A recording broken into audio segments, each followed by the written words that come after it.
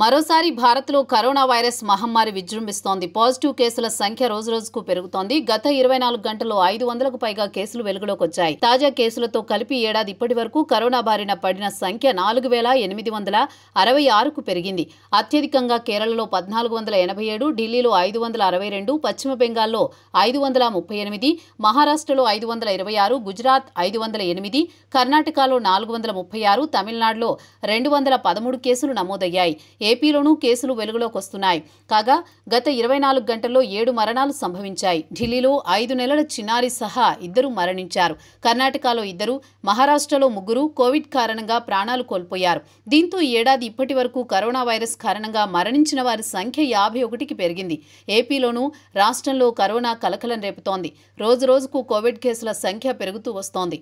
తాజాగా జిల్లాలో తొలి కరోనా కేసు నమోదైంది. నగరంలోని పాతూరుకు చెందిన ఓ మహిళకు జ్వరం, జలుబు, దగ్గు లక్షణాలతో చికిత్స నిమిత్తం ఆసుపత్రికి తరలించారు. ప్రభుత్వ ఆసుపత్రిలో వైద్యుల అనుమానంతో మహిళకు కోవిడ్ పరీక్ష నిర్వహించగా పాజిటివ్ అని నిర్ధారణ అయింది. దీంతో ఆసుపత్రిలో వైద్యం తీసుకోవాలని మహిళకు వైద్యులు సూచించారు. బాధితురాల్ని హోమ్ ఐసోలేషన్ కు తరలించారు. మరోవైపు తెలంగాణలో కూడా కరోనా వ్యాప్తి ఇప్పటి వరకు 4 కరోనా బారిన పడినట్లు వైద్య అధికారులు చెబుతున్నారు. ఇక తెలుగు రాష్ట్రాల్లో కరోనా వ్యాప్తి నేపథ్యంలో కేంద్ర వైద్య ఆరోగ్య శాఖ గైడ్లైన్స్ కు అనుగుణంగా వైద్య అధికారులు చర్యలు తీసుకుంటున్నారు. ప్రభుత్వం తెలిపే మార్గదర్శకాలు పాటిస్తూ సహకరించాలని ప్రజలకు సూచిస్తున్నారు.